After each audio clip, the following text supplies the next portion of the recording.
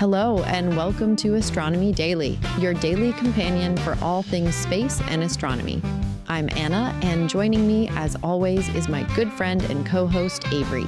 Hey, Avery, it's January 10th, 2026. Hope everyone's weekend is stellar. Hey, Anna, and hello to our listeners everywhere. Yeah, it's been a busy start to the year, and today we've got some fantastic updates and discoveries.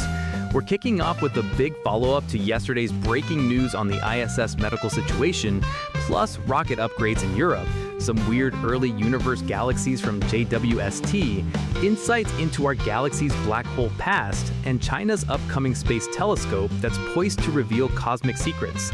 Let's dive right in.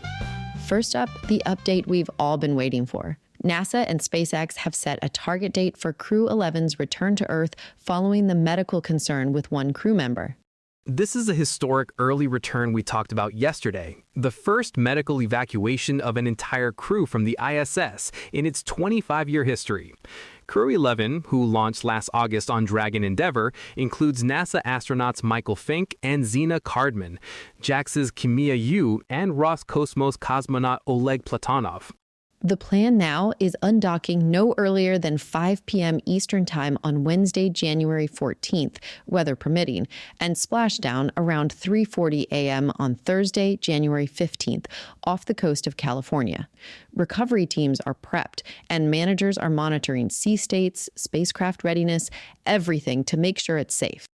NASA stresses the crew member is stable and has been receiving care on board, but the decision was made to return early as a precaution, since full diagnosis and treatment aren't feasible in microgravity. Details remain private for medical privacy reasons, no specifics on the condition. Importantly, this shouldn't impact the upcoming Artemis II mission. NASA Administrator Jared Isaacman said the evacuation is, quote, a totally separate campaign at this point, and they're still aiming for the first launch window in early February. No delays expected. That's reassuring for the whole program. With Crew 11 heading home, the ISS will temporarily drop to 3 crew members, NASA astronaut Chris Williams and 2 Russian cosmonauts. They'll keep things running, but NASA is looking at accelerating Crew 12's launch from mid-February to minimize any gap. This shows how flexible the partnership is, even in tough moments. Sending all the best wishes for a safe return to Crew 11. What a reminder of the human element in spaceflight.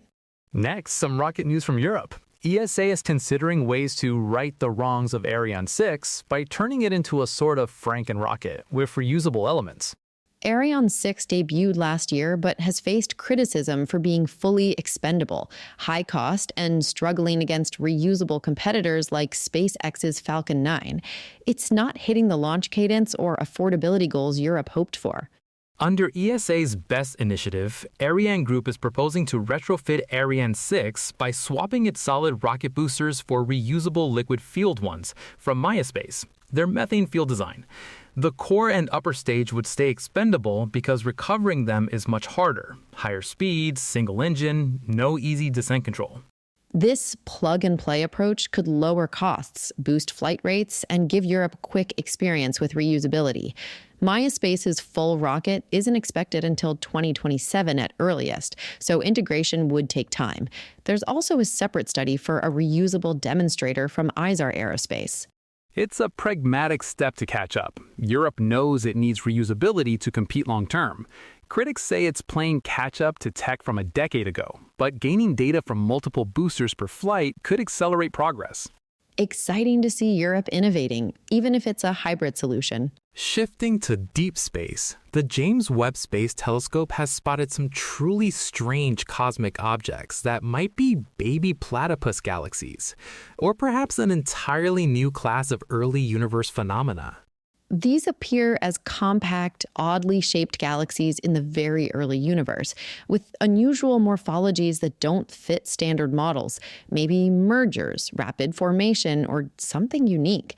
JWST's infrared power lets us see them at high redshift when the universe was young and chaotic. The platypus nickname comes from their bizarre mixed features, like a mashup of traits from different galaxy types. Researchers are debating if they're transitional forms, feeding black holes in disguise, or new physics at play. This could reshape our understanding of how the first galaxies assembled. JWST keeps delivering surprises. Every image challenges our assumptions. Staying galactic, new observations show that while Sagittarius A star, our Milky Way supermassive black hole, is quiet now, its recent past was far more active. Using XRISM and other telescopes, astronomers detected FeK alpha emission lines in nearby molecular clouds, like 0.11 minus 0.11, X-ray fluorescence from past outbursts illuminating the gas. These flares happened a few hundred to 1,000 years ago, possibly specific events around 130 and 230 years back. The black hole likely had a feeding frenzy, gobbling a star or gas cloud, then settled down. We might see another echo in decades. It highlights how black holes toggle between active and quiescent states, influencing galactic evolution, even in quiet galaxies like ours, and may it long remain quiet, I might add.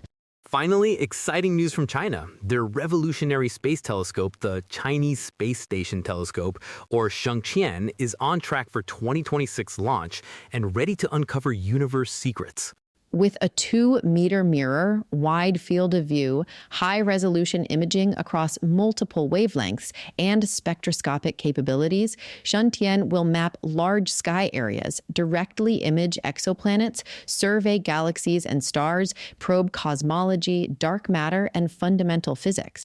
Recent breakthroughs include advanced simulation suites for pixel-level data testing, ensuring systems are optimized pre-launch. It's designed for broad surveys and deep looks, complementing Hubble and JWST by covering huge areas efficiently. This could lead to major discoveries in exoplanets, galaxy evolution, and more.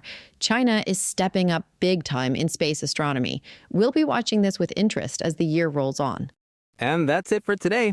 Time to call it a wrap. What a packed day, from human spaceflight drama to cosmic deep dives.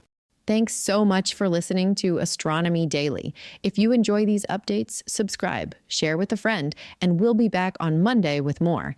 In the meantime, if you'd like to keep abreast of all the latest developments, just visit our website at astronomydaily.io and check out our news update page. Until then, keep your eyes on the skies. Clear skies, everyone. Astronomy Daily.